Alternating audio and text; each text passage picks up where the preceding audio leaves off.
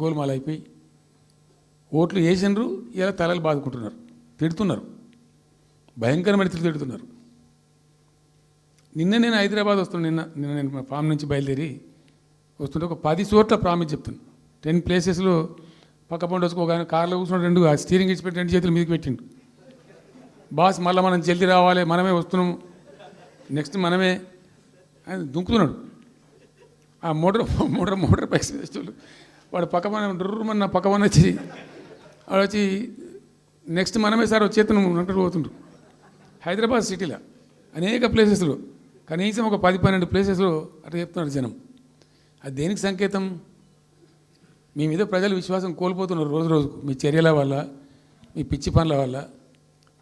ఇంకోటి ఏంది, మీరు చేసే చర్యలు ఎట్లున్నాయి? మొత్తం రియల్ ఎస్టేట్ బ్రోకర్ దందానేనా? ఫార్మాసిటీ ఎందుకు వచ్చిందండి? ఫార్మాసిటీ మా ప్రభుత్వం ఎందుకు వచ్చింది pharma city? Why do we bring pharma city at all?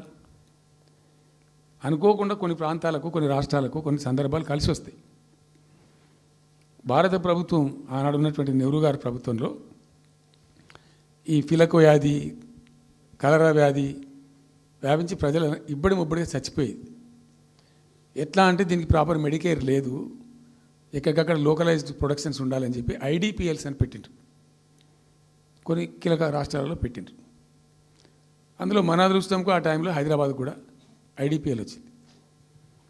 IDPL యొక్క పుణ్యమా అని దాంట్లో నుంచి కొంతమంది నేర్చుకొని బయటకు వచ్చి, డాక్టర్ అంజిరెడ్డి కూడా ఐడిపిఎల్ ఎంప్లాయ్, బయటకు వచ్చి వాళ్ళు స్వయంగా పెట్టి చాలా విస్తరించారు.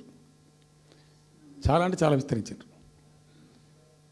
ఆయన దగ్గర, అంజిరెడ్డి దగ్గర పనిచేసిన కూడా బయటకు వచ్చి వాళ్ళు పెట్టుకొని వాళ్ళు విస్తరించారు. ఇట్లా ఏమైపోయింది? Hyderabad has become a medical hub, pharma hub.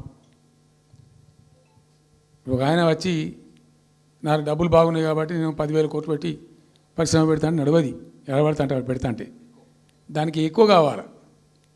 అంటే ఆ ఎంప్లాయీస్, ఆ టెక్నీషియన్స్, ఆ కథా కార్ఖానా ఎక్కడైతే ఉంటుందో అక్కడ సక్సెస్ అవుతుంది. అట్లా ఏమైంది? ఫార్మా యొక్క ఎక్కువ బిల్డ్ అయింది హైదరాబాద్లో. ఫార్మా యొక్క ఎక్కువ బిల్డ్ అయిన ద్వారా చాలా ఇబ్బడి ముగ్గడిగా కంపెనీలు వచ్చినాయి ఇక్కడ. అసలు 1/3 వరల్డ్కు మన జినోమ్ వ్యాలీ నుంచే వ్యాక్సిన్ సప్లై అవుతుంది. ఇవాళ 1/3 of the world Hyderabad genome valley నుంచే వ్యాక్సిన్ సప్లై అవుతుంది. అట్లా ఎప్పుడో ఉన్న బయాలజికల్ ఈవెంట్స్ ఆ రాజుగారు స్థాపించారు ఆ కాలం 104 సంవత్సరాల క్రితం నిజాం పీరియడ్లో. అట్లాంటి కంపెనీలు వస్తూ వస్తూ వస్తూ వస్తూ వస్తూ Hyderabad has become a best destination for pharma. అయితే ఏమవుతుంది? ఆ రసాయనిక వ్యర్థాలు ఏవైతే ఉంటాయో అవి కొద్ది కారకాలు ఉంటాయి, ఇబ్బందులు కలిగిస్తాయి. మన హుస్సేన్ సాగరే కాలుష్యమయమైపోయి గబ్బు వాసన వచ్చే పరిస్థితి ఉండేది, మనం అందరం కూడా చూసినాం. సో దీని నుంచి ఈ హైదరాబాద్ బయటపడాలి. ఫార్మా వదులుకుందామా? వదులుకోవద్దు. మరి ఏం చేయాలా? ఒక 4 టీములు తింపిందండి నేను ప్రపంచవ్యాప్తంగా. ఐఏఎస్ అధికారుల బృందాలు. శాంతికుమార్ గారు అని చెప్పి ఆమె చీఫ్ సెక్రటరీ కూడా రిటైర్ అయింది. ఆమె అప్పుడు హెల్త్ సెక్రటరీగా ఉండే కొంతకాలం. ఆమె నాయకత్వంలో పంపించాం, చాలా దేశాలకు పంపినాం. మరి తిరిగి రండి. ఇప్పుడు ఏమైంది? మందులు లేని ప్రపంచాన్ని ఊహించలేం, మందులు కావాల్సిందే. మందులు తయారు చేసే సందర్భంలో తప్పకుండా కొంత వేస్టేజ్ ఉంటుంది.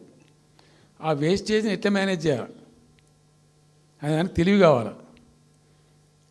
సింపుల్ ఎగ్జాంపుల్ చెప్పండి, మన ఇంట్లో కిచెన్లో కూడా డైలీ వేస్ట్ ఉంటుంది, కానీ చాలా నీట్గా పెట్టుకుంటాం మనం దాన్ని.